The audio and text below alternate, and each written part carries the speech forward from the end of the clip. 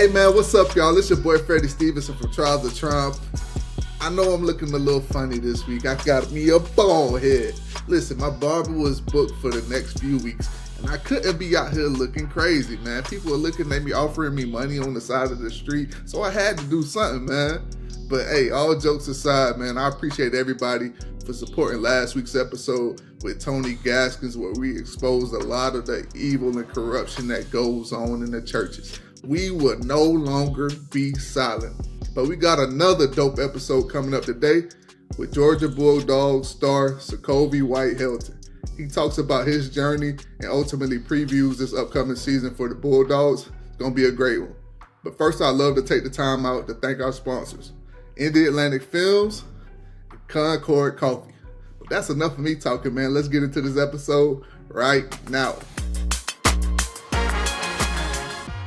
Man, what's up, man? How you feeling, man? I'm feeling good, man. I got to come home, spend some time with the family. I got another day left, so I'm doing good. You doing all right?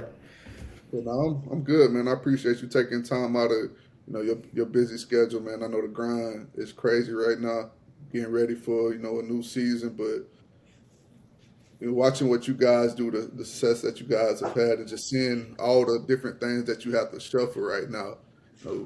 Man, I don't envy y'all at all. But I definitely wanted to, sit down with you and talk about your journey, for sure. And I know coming into this upcoming season, there's a lot of expectation, not only for the team, but, for yourself. You've had a lot of teammates that have been vocal, coaching staff and even analysts that expect, this upcoming season to be your breakout season. Does that add, pressure for you, or is it easy for you to stay focused on the daily grind, getting ready for the season? I mean, it definitely it has its pros and cons. Pressure wise, I wouldn't say. I think during pressure moments, I do a lot better. Like when it's a harder game and something's hard, I do a lot better. Easier games, I think it's normal for people to lay back and relax. But when something's hard, I tend to just run head first in there, knowing that I have somebody on my side that's never going to lose. And expectations-wise, I mean, I just want to prove that to myself mainly that I know what I'm capable of doing, and I've been developed over the past 2 years. That basically I'm ready to play. Man, you've been praised a lot for your high motor at the position. What's something that Coach Smart, or your position coach, has changed as far as your approach to not only the position but to the game since you've been at Georgia? I would say consistency, being able to keep up with your body, mental wise. I think that's 75% of the battle, your body, and mentally being able to go from turning it off to turning it on, being able to watch film, come in early, leave late, take the extra notes, being able to take what you learn from the meeting room to the field, and then not only from the walkthroughs to practice, and then not forgetting it, going home and also looking at the tape of the other team and what the DB's doing, the scheme and all that. And I'd say the school sessions definitely help too. And I've never been the type to just talk about a lot of stuff and open it up and whatnot. But the school session definitely helped me be able to play for my teammates and understand why they're out there playing. Y'all in the time right now. I'm not sure if you started the winter workouts yet, but if not, they're coming up soon. Kind of walk me through the mentality going into winter workouts. Winter workouts are definitely really, I wouldn't say they're hard, and I think it's more on the mental side. Definitely, physically wise, a lot of the kids are physically gifted, and we have a lot of strong and speed guys on our team. And it's just the mental side of getting everybody ready. We know it's going to be hard, and there's a lot of sudden changes that we have where we'll be working out, and then they'll blow a horn, and then it's a sudden change. We have to go in the indoor and bear crawl 100 yards or go run or do up downs or something, and that's prepping us for the fact that we could be driving down the field and a fumble happens. How are you going to respond? Or we just scored and then the defense gives up the touchdown. Like, how are you going to respond when the offense has to go back out there, or vice versa for the defense when we just got off the field, they just got off the field and we fumbled the ball and they got to go back on the field, you know?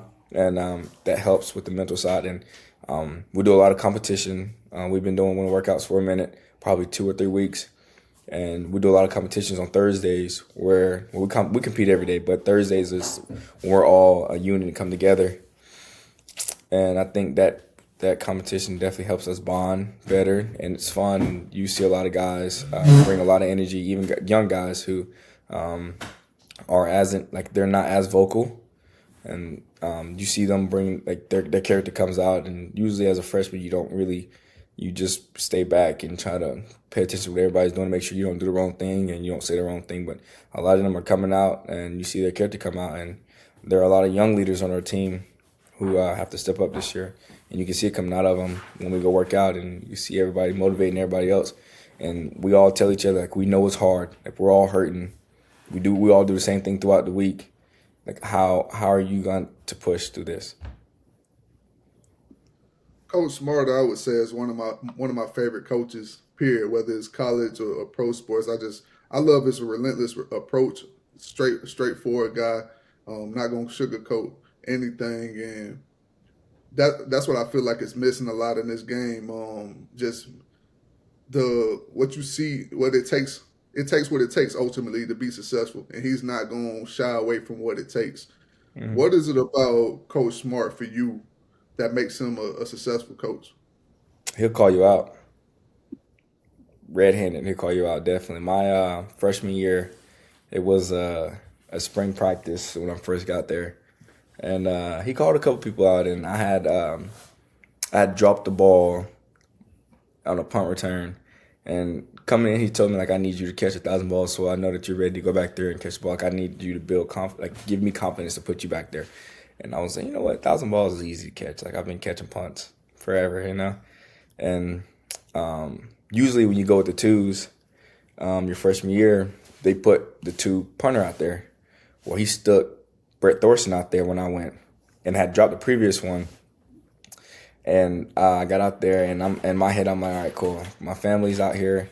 Like, I just want to do the right thing. I catch the ball, you know. And I didn't realize where I was at on the field, and I was on the 10-yard line. And Brett has a rocket, and he kicked the ball. And I'm like, in my head, I'm like, catch the ball, just catch the ball, just catch the ball, just catch the ball. And I'm like, all right, they're running down here, so, like, I'm not gonna have room to run, so I'm just gonna fair catch it. Fair waved my hand and fair caught the ball on the 1-yard line. And he has his microphone. He just let me have it. Like, he was like, I'm grateful for the fact that he didn't yell at me out loud. Like he told me to come here and talk to me away from the microphone. But there's been a lot of times where he just, like, I don't know if you've seen the clips, but they're all over social media of him just yelling, and you can hear it from the stadium, where people live. People be walking by, and we'll be practicing, and he'll just be screaming, yelling. But he's very open, and he'll let you have it for sure. He's not going to sugarcoat anything. Do you think, when you have a coach like that that's holding every single player accountable, that it makes everybody rise to the occasion? Because some people struggle with that tough coaching, but myself, I always loved it, especially when they weren't being biased with the coaching.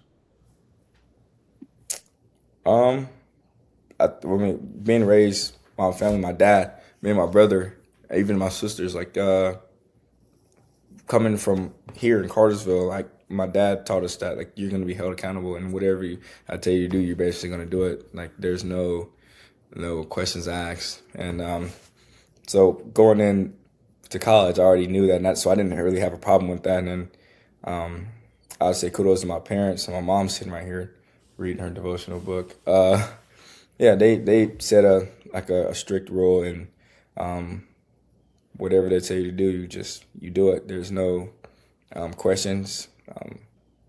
But yeah, I mean, I really didn't have a problem with that growing up. And I think some kids, not to say everybody's raised different, and some have to learn how to adjust to that.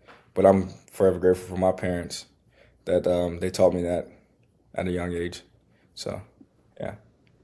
You drew a lot of comparisons from players like Isaiah McKenzie, Lad McConkey, being your size, being quick, being fast. What do you think about your game? Ultimately your size gives you advantages against defenses in the SEC. I'd say like even though that I am a smaller receiver, I'm a lot stronger than a lot of people. I'm willing to like go through somebody's face mask. I don't know, like I've always had an aggression when I have the ball, and like it takes a lot for somebody to get me down. I'm not willing to go down easily. Like for me, you're not gonna never see just one person tackle me. Like there has to be somebody else there for them to get me on the ground. And I just carry that because if one person can tackle you, like that's like the bare minimum. You know what I'm saying? Like that's like saying you only get 5 yards every time you touch the ball. Like you want to exceed, you want to score. So my goal is to never let one person tackle me. Like it has to be more than one person to get me on the ground. And I just believe that me being able to jump and get the ball, like I attack the ball. I never let it come down and let the DB get a chance. Like I talk to Coach Coley about this all the time. Like he'll tell me like he was like, you do a really good job of catching the ball, and I'm like, Coach, like my logic still stands. Like I may not be the tallest or the fastest, but I will say like no matter what a DB is, I'm always gonna get to the ball before he does, no matter what.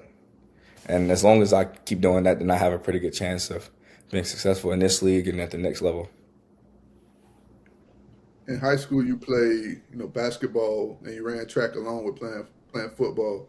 You hear the discussions a lot, but since you've done it, do you feel like it's important for elite athletes to play other sports when they're young? Definitely, definitely. That whole track situation, I didn't want to run track. I did not. I don't like running, but my dad once again had a serious discussion. It was like you like this is what you have to do. Like your coach like requested you to do it, so I didn't really have a choice. And how my dad is like he'll ask a question, but like he's really telling you to do it. But he wants to see like he's giving you an option, but you more than already know the option is to just do what he says. But yeah, you definitely need to play other sports because it's going to benefit you. I think basketball definitely gets you in shape. Like there's no shape like basketball shape. Like I went and played basketball yesterday, and that helped me over the weekend. Like I always try to go do something over the weekend to help me. By the time we come back on Monday when we go work out, like I need basketball shape is far more better than the football shape. Like running up and down that court, you're not stopping. There's no timeouts. There's no nothing. Just going up and down and getting yourself in shape and running in condition. And then track, I'd say just high jump for me. Like I didn't know how to like they put me in high jump my 11th grade year, and I didn't know how to do it, but I was like I could jump, and that helped me be able to put my body in situations and like just do crazy stuff in the air. So I think that helped me be able to catch the ball and have body control. So definitely playing other sports definitely help you. And I wanted to ask this because I recently found out that you came from a family of Alabama fans. That's what I was told. So walk me through the process. How do you end up at Georgia? My dad went to Georgia, and my older sister is there right now. My mom wouldn't care. She doesn't really count. No, I'm joking. But yeah, granddaddy's an Alabama fan. Like my whole side of my mom's family is Alabama fans. I have discussions every time I see my uncles about this.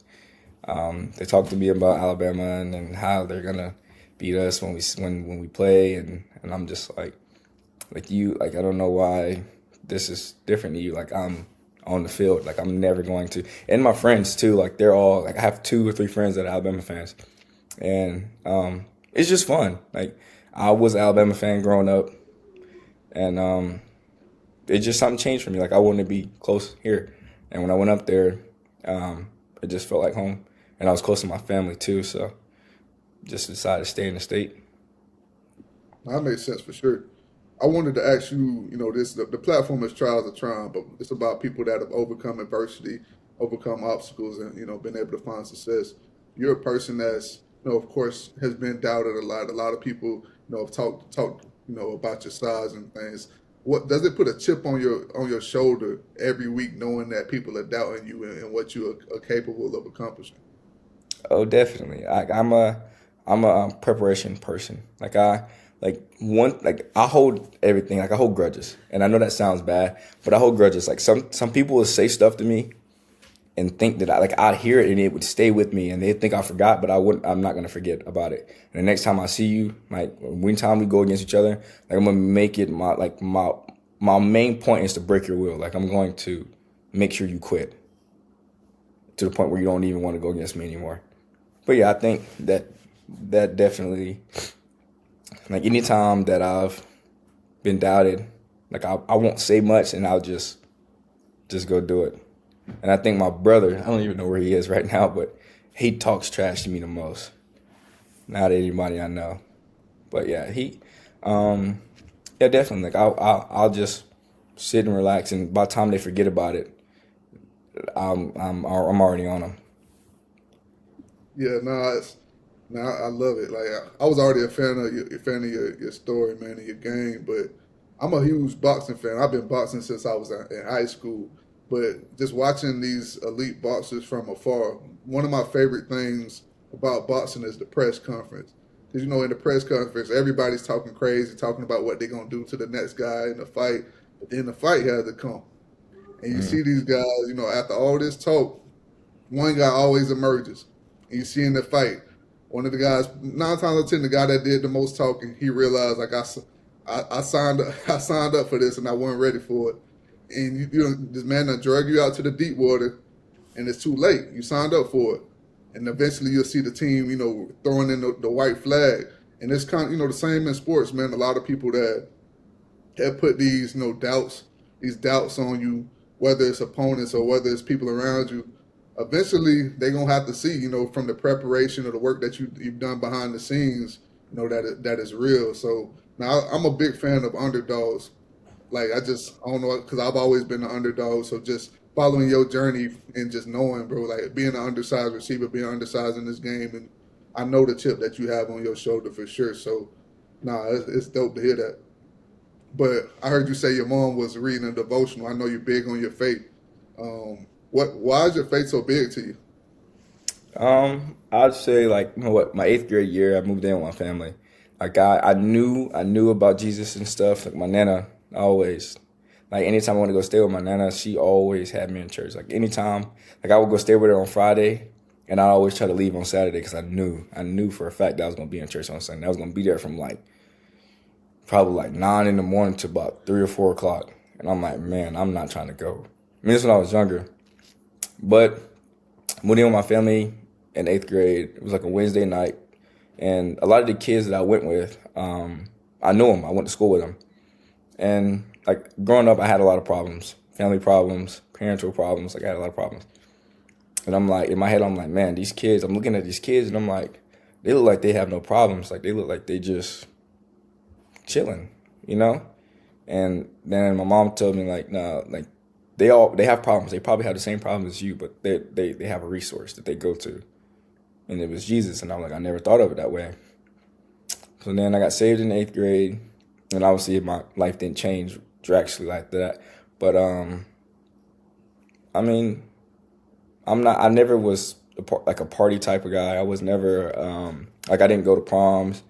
I was not interested in all that stuff because I had a goal to get to, and I felt that that was going to hinder me, like focusing on all that. And for some people, like my sister went to prom and all that and dressed up and did all that, but me, I didn't feel like I also don't like doing like out of the ordinary stuff. Like I wouldn't want my parents spending like $300 on a suit and I'm not going to do anything. Like I'm not going to sit there and just be hanging around and partying with people, but I'm like, I'd rather stay at home. Like I had a spring game and prom is close to spring.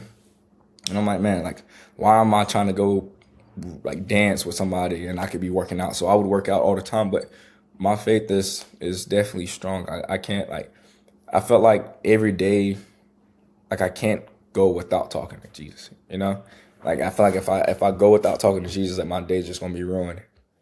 And he saved me, and there's a lot of stuff that I've been through that he's just like I haven't been harmed.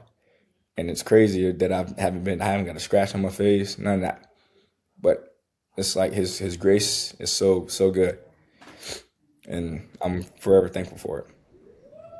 I wanted to, ask you, diving into the faith side of it a little bit more. I'm a believer myself, man. How difficult is it? Because you have so many different personalities on a football team, or just in college in general. So many things being, thrown at you, and I've often seen people that are believers that kind of shy away from it because they don't want to be considered lame or whatever the case may be. You know, talk about the challenge. Walking on the campus and being bold about your faith. Well, um, I've always had this, I've always been confident, and I've always never cared what anybody had to say with me. And I think God gave me that ability coming in, and I'm just I'm not willing to settle. Like I'm not willing to settle for anything, and I know the truth, and I'm here to help anybody who wants help. But as far as me letting you influence me to do something that I don't want to do or that I know is wrong as a man, you can't. If something goes wrong and y'all are sitting in front of somebody and somebody goes, "Well, you let another man influence your decision, so are you really a man?" You know. So my dad talks to me all the time, me and my brother, about being a man. Like you got to make decisions for yourself, and if you can't make a decision, pray about it, and God will give you an answer. But I usually just I narrow it down. Like for me, I'm like a realism person. Like nothing here is worth going to hell over. Nothing is for me, and I'm not even gonna play, indulge in, and I have community brothers there who help me. And D Max, shout out to D Max. I go to crew on Tuesdays and go to Bible study on Wednesdays throughout the week, so that keeps me, straight and keeps my head forward and keeps my head in the Bible and stuff. And I think that definitely helps. Definitely helps for sure. And just just being here like a college student. I believe my dad told me before I left. Like a lot of people will come to college and say this is the time to live your life. But realistically, you this is the time to figure out who you want to be. Like a lot of people, it goes by fast. Like I'm gonna be a redshirt sophomore, but going to my junior year, like I could be in 8 months, I could be declaring for the draft, and then I'm gonna be a grown man, which I already am, but I'm gonna be a grown man, like trying to make decisions on my own. So you gotta if you not consistent and you just doing stuff that you want to do, which is fine, then how are you you can't do anything hard. Like if you can't do anything hard, then the world is gonna take its toll on you. Then you're just gonna fall. Yeah, no doubt. I'm with you. One thing they always told us as far as ball goes, like man, it's never too early to walk in your greatness. Whether you're a freshman, if you're good enough to play, you can play. And I Mm. look at that the same way as far as the faith goes. Some people are like, oh, I'm too young. Like, no, you're never too young to walk in your calling and be bold about your faith. Like, because ultimately, man, in this world we see a lot of darkness, and maybe you're called to be the light in the midst of the darkness on campus, and being that light. Because at the end of the day, while you want to play in the NFL or going to have a Hall of Fame career, we all do when we're playing these sports. The ultimate goal is to, have our lives right with God, and knowing that every single thing that He gave us while we're here, we made the most of it, and that's the ultimate goal for sure. But that being said, I wanted to ask you. No, we know what you do on the field. We see you making plays on Saturdays. What's something that's a hobby of yours, an interest that most people wouldn't know? Hunting and fishing. I picked that up from my dad. He spends a lot of in during his free time, he'll go hike the woods. He spends sometimes on the mountains, in the woods. So I picked that up from him. Anytime that I'm out and I have free time, I gotta go hunting or fishing. Okay, no, I hate fishing. My pops passed away 2 years ago, but he used to have me going fishing, and I used to be on the boat killing all the bait. Like I'm not patient. That's my problem with fishing. Yeah, yeah, That's my yeah. thing. But I do want to go hunting. I shoot a lot, just like with some special forces guys, but I never went hunting. So that's something I definitely want to do. I got a few people that live in the Georgia area, so I'm gonna probably take that up at some point when I can. So if I'm ever out your way, man, I need y'all to show me the ropes. I Yeah, gotta. yeah. That's my thing about hunting. Like, I've always been skeptical. Like, man, I don't want to go with somebody I don't necessarily fully trust because something go Yeah, wrong out there, and then yeah, I'm on the newspaper now. I got to go with somebody I trust that's gonna protect me, man, yeah. for sure. But who I want to ask you this because you a speed guy, and I know a lot of guys are prideful about that speed track guy on the Georgia football team. Who's the guy if y'all lined up? Y'all pick four people. Who's the four people that y'all would line up in a say 100 meter dash, and who's the one that would come out on top? Peanut, Dwight Phillips.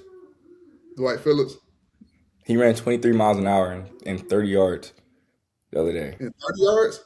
In 30 yards. Wow, that's crazy. 30 yards. He is That's hard. crazy fast. I don't think people understand how hard that is to do. Man, I remember our junior year, we was watching his track meet, and we all ran track at the time. Me, KJ, Mello, and the rest of us, Dwight. And I was watching his track meet, and he was running. Pulled his hamstring, still ran 10-2. And he pulled his hamstring the last, 10 to 20 meters and still ran 10-2 with a pulled hamstring. That's crazy. And I'm like, he could have hit nine that day. And I'm like, man, that's crazy. Anybody who's in that 10-2 range, it's nuts. That's with a pulled hamstring. That's crazy, man. Yeah. What? Pull hamstring and Outside, still made it through the line. It's crazy. outside of course, Sanford Stadium in the SEC, which stadium would you say is probably the most hostile environment? Hostile environment. Clemson. Clemson is really nice. Loved Clemson. It was not too far from home, and me and my family went up there all the time to watch them play, and it was really nice. Do they still play the? It was a thing they had when I played. It was the we. It started off with "We Too Deep" on the Probably. and then it gets super loud in the stadium. It's like, bro, the best way to explain this to the fans that don't know that never been to Clemson Stadium, it's like they say that chant. The stadium loud already. They play Yeah.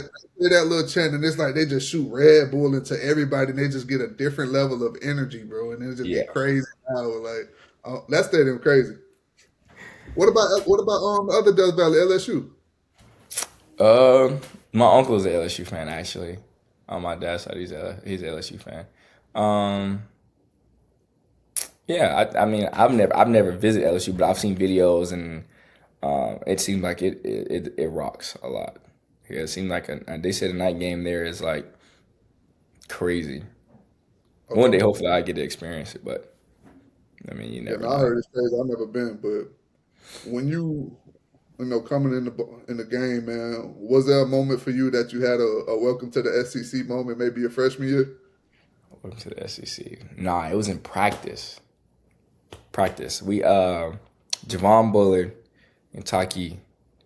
I so punt return. I was a mid-year, so that meant I came in December. So I had bowl practices in the year that we went to the Orange Bowl in 2023, and I was a mid-year, and I had caught the punt, right? And at this time, my confidence from high school was like, yes, I'm about to take off. Catch the punt, I'm running, and all the linemen are running after me, but I'm running around them.